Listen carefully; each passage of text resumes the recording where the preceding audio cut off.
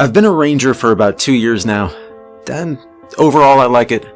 The hours are long, and the pay isn't great, but it feels good to help my community and just live with nature in peace, you know?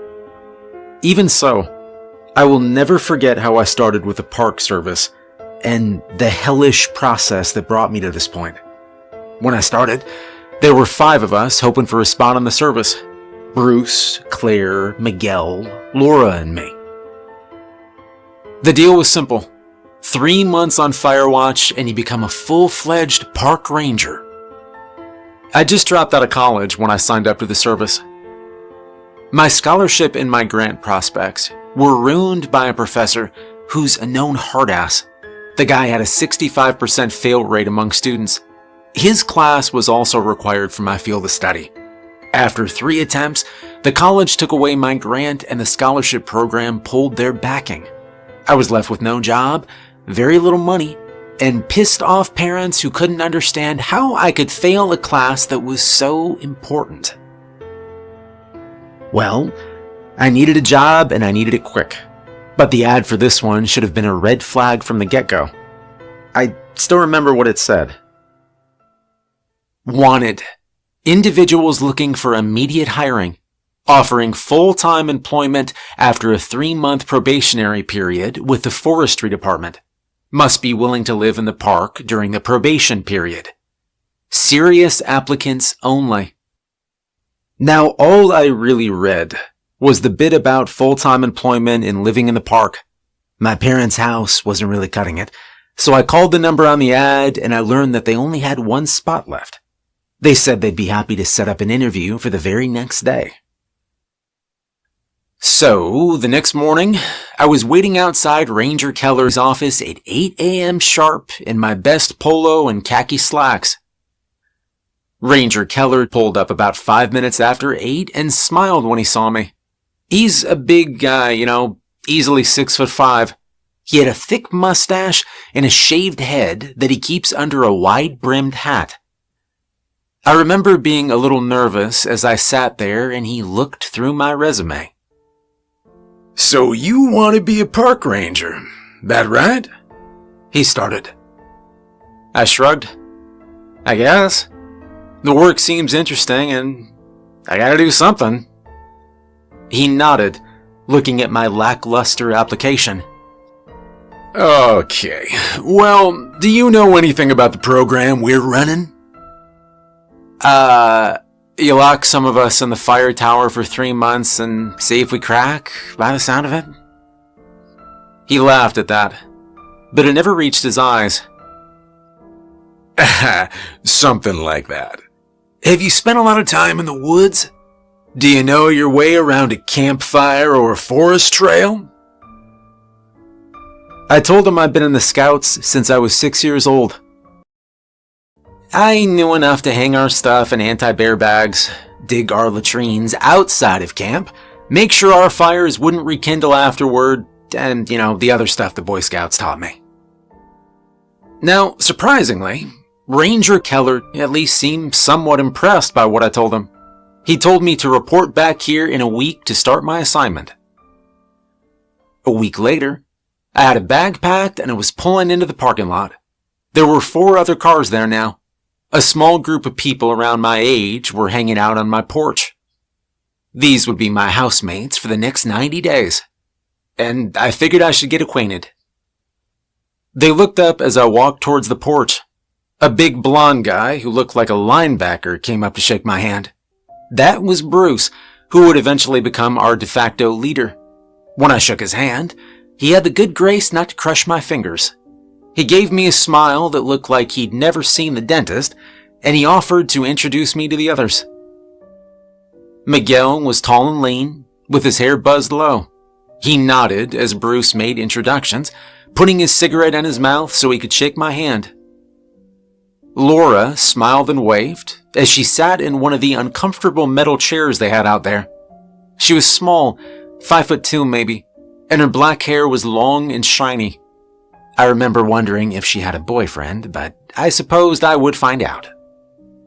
Claire was as blonde as Bruce, but less friendly.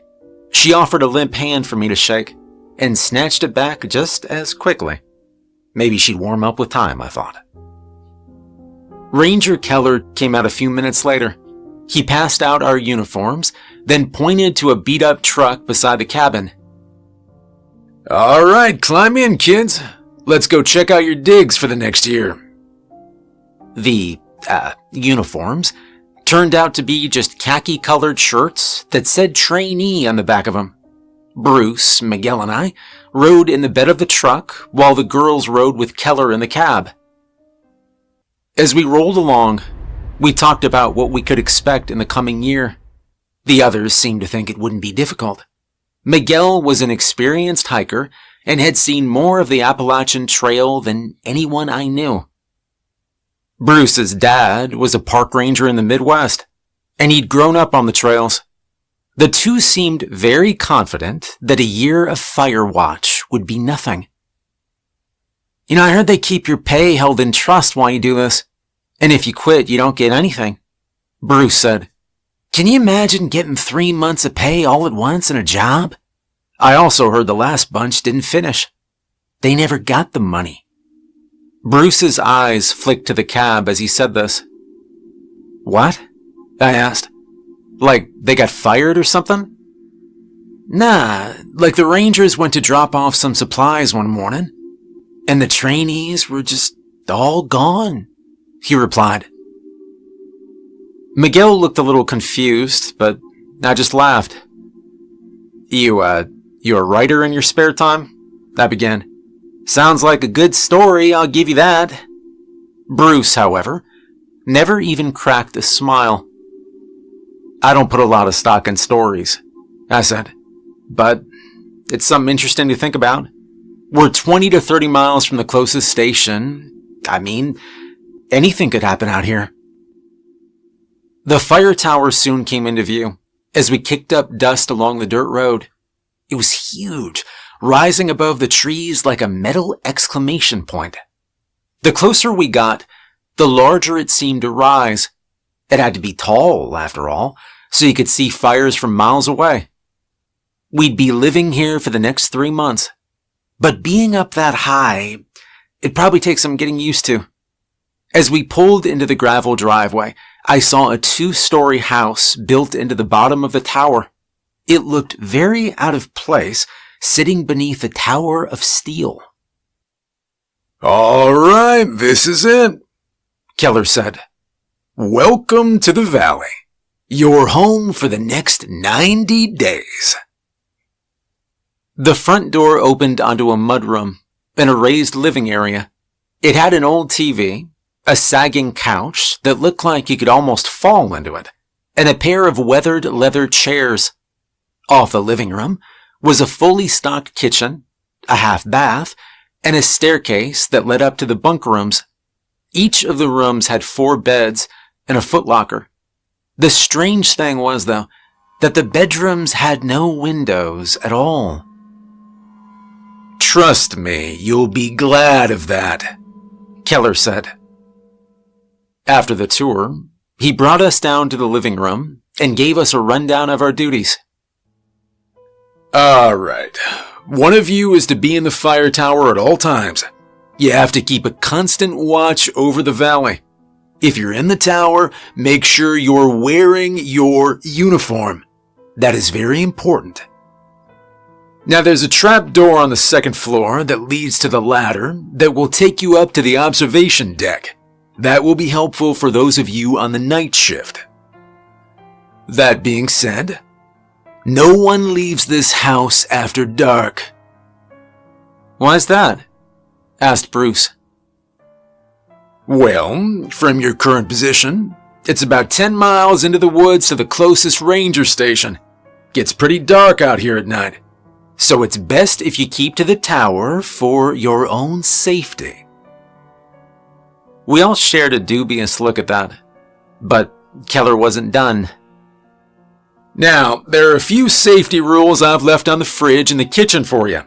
Follow these and the next 90 days should fly by. Food deliveries are once a week. There's enough gas to last you till the end of the month. And if there's an emergency, you can hop on the short range in the kitchen Your cell phone service will likely be hit or miss out here, so don't rely on that. If the snows come early, radio us for more wood and gas and we'll bring it. Good luck, he said. And with that, he was off. Now, the first few weeks, gravy. Bruce set up a system where each day someone was off, and the other 4 kept watch in 6-hour shifts. I opted to take the night shift since I was always up anyway. Nobody argued with me. And soon, we settled into a routine. We took turns cooking meals and worked out a chore system. We got to know each other better as time went on. Miguel and I bonded over our taste in bands, and Laura and I actually had similar taste in horror movies. Clara never seemed to warm up to anyone besides Bruce. Meanwhile, Bruce seemed to get along with everybody. The first 2 weeks seemed to fly by with very little to report. Very little, except for the weird lights in the valley at night. Keller hadn't been joking about just how dark it was out here. Even with the moon out, it was so dark in the valley at night. I was glad for the lights in the fire tower. The tower itself had a square box encased in glass up top. From there, you could see in all 4 directions. With the valley as dark as it was easy to see even the smallest hint of light. And that was how I first noticed the firefolk. I'd climbed up there during the day, looking out at the bright spread of woods with awe. But when I climbed up for the night shift, I found a very different view. It was like looking down from the top of the stairs and seeing the living room stretching below you. The shadows looked soft and dangerous in the absence of light. I walked to each window for the first few minutes, just looking for landmarks. It was so peaceful out here. There were no blinking radio towers or light pollution, no glowing windows or headlights, just dark woods that held both possibilities and mysteries. As I looked out over the woods, I hoped I'd make it through these 90 days. I could get used to this kind of peace. My wonder only lasted about an hour, and soon I was on my phone. It seemed that being this high up, I had a decent signal. But as I scrolled through social media, I caught something out of the corner of my eye. There was a blinking light from the north-facing window. It was the one that looked down over the actual valley. I set my phone down as I walked toward the glass. It was like a firefly moving through the forest, though the shape, it was human. It was like a person seen through a thermal scanner. A bright white silhouette moving through the woods with slow and decisive steps. I almost knocked the binoculars over as I reached for them, but they didn't help much. When I focused in on the creature, all I could see was the same white-hot human figure. With the binoculars, I could pick out fingers and features. And then the figure turned and looked directly at me. I almost dropped the binoculars in surprise. I tried to snap a few pictures on my phone, but it mostly just looked like a bright flash on the lens. Somehow, the details I could see with my eyes didn't translate through the camera. The figure moved about a mile through the woods. It walked for about an hour and a half before suddenly going out like someone flipped a switch. I blinked, thinking my eyes were playing tricks on me. The sun would be up in a few hours, but for now, it was still dark behind the glass. I spent the rest of the night moving from window to window as I tried to see if whatever that had been would come back. I wondered if this was why Keller told us not to leave the tower at night. And that just led me to question whether we were safe or not out here.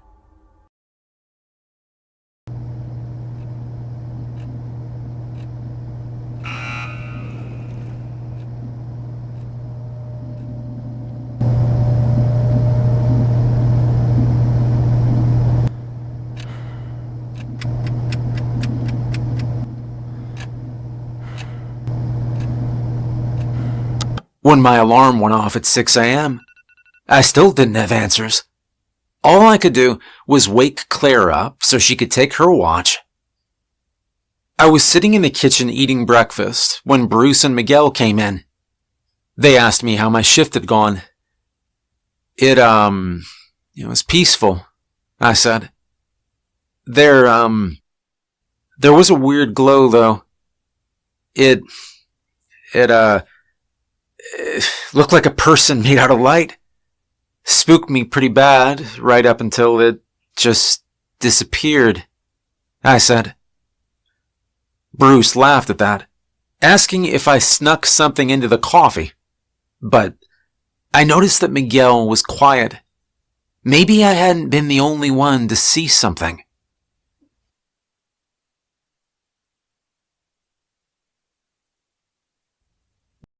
Miguel had the watch again that night till my shift. I set my alarm for about 11:30 so I could have a word with him before he turned in. Throughout the day, he'd opened his mouth like he wanted to ask me something, but he didn't say anything. And I felt sure that he'd seen something last night too. That night, I struggled to get up as my alarm went off. When I pushed the trap door open, I saw him jump a little before seeing that it was just me. "Couldn't sleep, huh?" he asked, handing me a cup of coffee. There was a fresh pot warming on a hot plate. Just woke up. Figured I'd come up here. "How's it been tonight?" I answered. He looked over at the north face of the tower, as if looking for something. Not too much. Been pretty quiet since sunset." The way his eyes lingered on the window, though, it made me wonder. "Miguel, can I ask you a question? Have you ever seen anything up here after dark? Like, in the woods?" Miguel laughed, and I figured he would deflect before his smile slipped a little. "Maybe," he said. All right, I think, I don't know. Sometimes, seems like my eyes are playing tricks on me. Sometimes."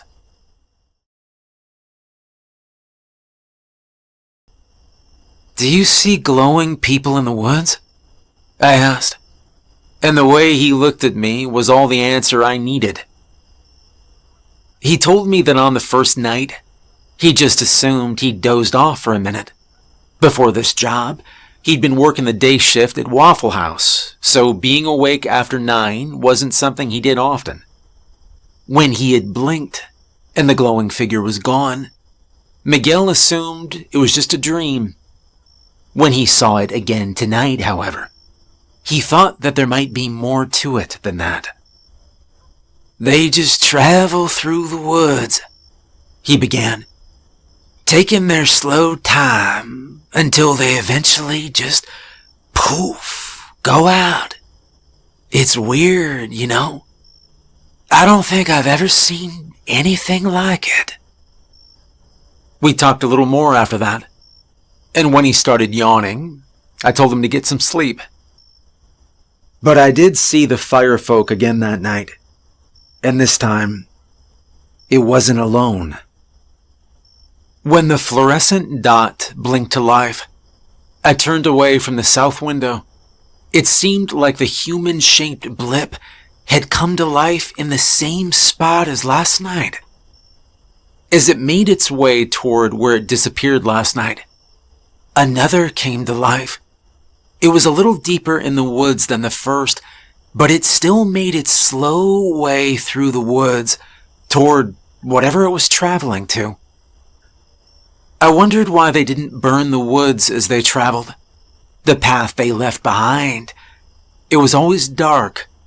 Whatever made them glow must not produce any heat at all, I thought. Just like the night before, they traveled for about an hour and a half before suddenly just winking out. And that was how the first 2 weeks went. I actually started looking forward to seeing the firefolk at night. That was what I started calling them. When I told Miguel, well, he decided it was as good a name as any. They never appeared during the day, or if they did, nobody ever saw them. On the nights when Laura took over for Miguel, she never reported seeing him. But Miguel and I both suspected that she was too buried in her phone to notice them. It actually brought us together, made us friends, and we spent a lot of time thinking about what they might be. Then, on a night midway through the next week, something changed. When I came to relieve Miguel, he pointed to a little dot in the North Valley and said we had guests. Hikers, probably, he said with a shrug.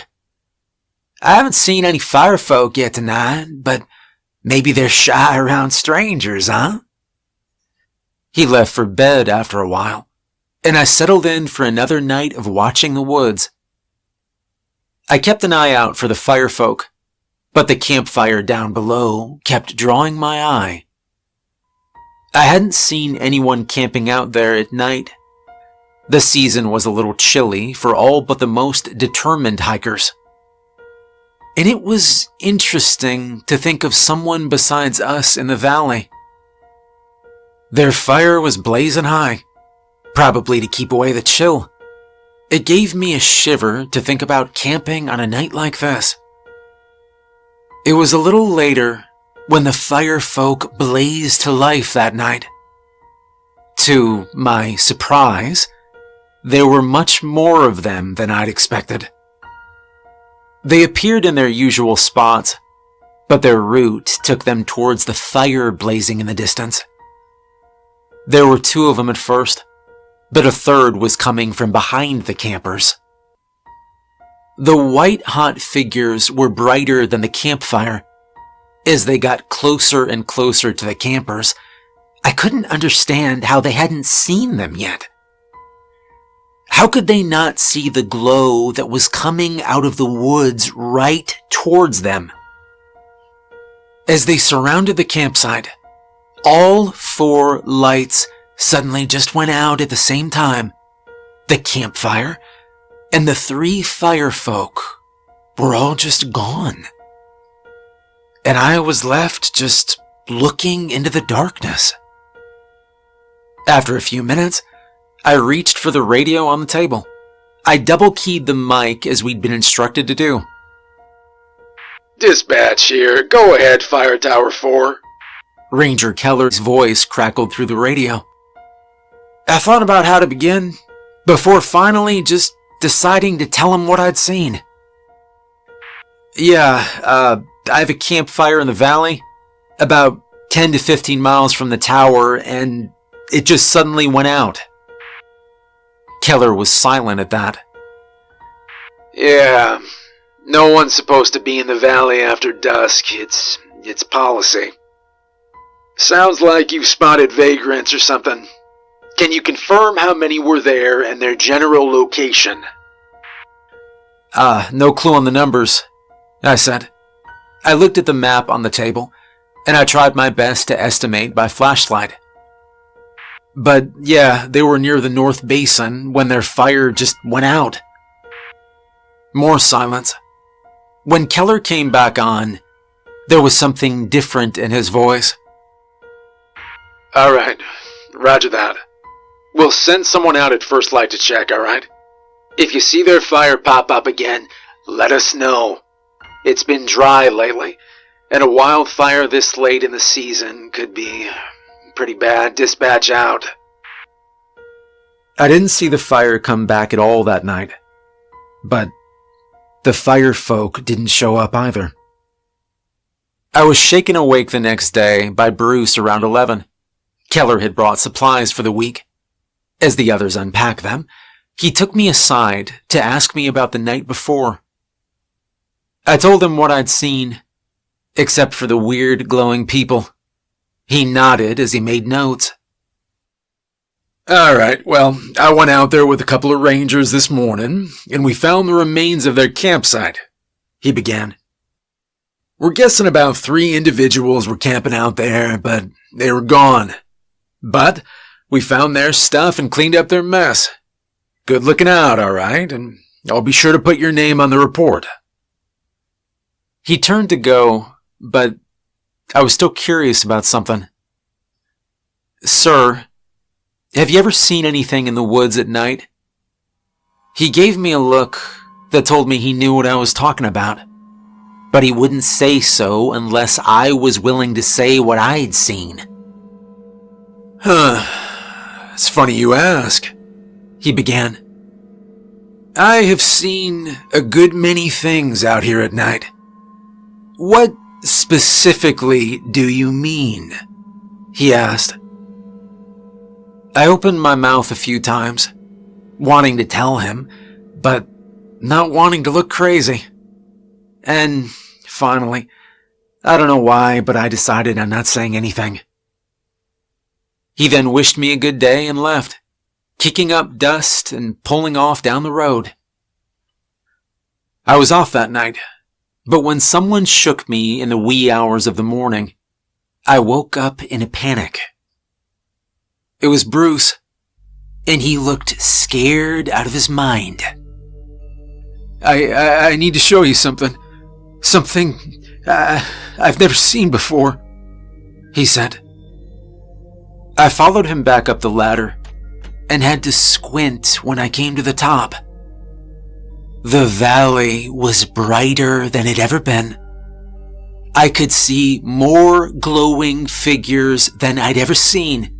There were easily 7 or 8 of them moving around out there. Bruce seemed to be watching me for some kind of a reaction. When I didn't appear surprised, he guessed that this wasn't the first time I'd seen them. I call them firefolk, I told him. Miguel and I see them every now and again. They don't seem like they want to bother us, so, I don't know, we just sort of keep an eye on them. But they're definitely kind of cool looking. Bruce calmed down a little after I told him it wasn't something new, and that's how we brought in a third into our little secret. Bruce kept a closer eye out for them after that, and we talked quietly about them some nights. I stayed up there with him that night, telling him everything I'd seen, and when they all winked out at once, he was speechless. I didn't tell him about the campers, just as I hadn't told Miguel, and we kept the secret for as long as we could.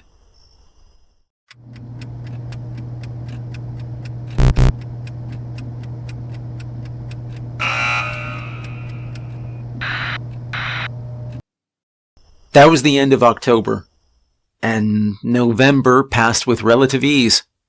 We busied ourselves with the usual day-to-day chores as we kept watch over the valley. Keller came once a week to pick up trash and bring us supplies. We watched as the leaves changed and the first snow came around Thanksgiving. We were told to keep a special eye out for blazes this time of year. The fallen leaves and dry wood were especially susceptible to burning, and as the snow melted, I noticed the valley wasn't the only thing changing. We began to notice that the firefolk were getting closer. It began as a sort of migration from the valley. They always burst to life around the same area as they had the previous day before, but now they were appearing closer and closer each night. By early December, there were more of them than I'd ever seen. I was watching 15 to 18 of them make their slow way closer to us each night. The closer they came, the more I remembered what Bruce told us in the back of the truck as we drove up to the fire tower for the first time. The Rangers went to drop off supplies one morning, and everyone was just gone. Maybe they weren't just stories. The next day, I pulled Miguel and Bruce outside and I told them what I'd seen. "I've noticed it too a few times," Miguel said. "But why come after us now? We've been here for 2 months without attracting their attention. What's so special about now?" "Who knows?" Bruce said. "Maybe they're just curious about us." Like they'd been curious about the hikers last month. We decided it still might be a good idea to let the others know, and that went about as well as expected. Laura and Claire looked at us like we were crazy, and then Laura just laughed. She reminded us that Halloween had been over a month ago. It was a little late in the season for spooky stories, she said. When we tried to convince her that it wasn't a joke, Claire rolled her eyes at us for waking her up on her day off and went back to bed. Laura looked at her watch and reminded us to get some rest before tonight. We shrugged. We tried to tell them, and with any luck, nothing would come of it anyway. As Christmas kept closer and the end of our 90-day watch loomed, the firefolk continued to get closer. More of them were showing up now, and the glow was so bright that it would be difficult for anyone to doubt they existed if the bedrooms had any windows. I was starting to wonder about that too. How long have the Rangers known about this? What do the Rangers do about them? The light from the firefolk would be easily visible from the front porch if anyone wanted to stand out there after dark. And then on Christmas Day, they decided to make their move. We'd eaten well that day. Keller dropped off a ham and some holiday desserts. Bruce had even wrapped a couple of pine cones in newspaper to hand out for a laugh. Miguel was on the early night shift. But when I climbed the ladder at 11:30, Miguel looked worried. I could see why. The glow was brighter than it had ever been from the firefolk. You could see them from every side now. They were boxing us in, surrounding the tower, and there was no telling what they were going to do. "I think," Miguel said softly, "I think I'll sleep on the floor up here tonight. I don't think I'll be able to sleep knowing they're right outside the house." I nodded, feeling about the same. As the night went on, the glowing figures came closer and closer. Finally, I shook him awake and told him I was going to warn the others. "Look, if we can get everyone up here, maybe we can hunker down until the first. The Rangers must know some way to stop them," I said. But that's when something shook the bottom of the tower. I opened the hatch, and I saw the brightness spilling into the house at the base of the ladder. The light was so blinding that I had to squint against it. And when I saw it shining at the bottom of the hatch, I pushed the trapdoor closed and locked it. There was banging from the trapdoor. Something pushed at the lid hard enough to make it splinter, but nothing came through. We tried the radio, but all we got was static. Miguel and I took up what weapons we could find. We found a fire axe and a crowbar under the desk, and we held on to them the whole night. We waited for them to break in, not daring to fall asleep. But as dawn came, we decided we were probably safe for now. We slowly went down to check the house, but we couldn't find anyone. Their beds were unmade, and all their stuff was still lying around. It was like they all got up that morning and went out on a barefoot hike. There were no signs of the firefolk either. No signs of a break-in or a struggle at all. If it weren't for the banged-up trapdoor, I could almost believe that nothing had happened. Miguel and I moved some supplies up into the tower.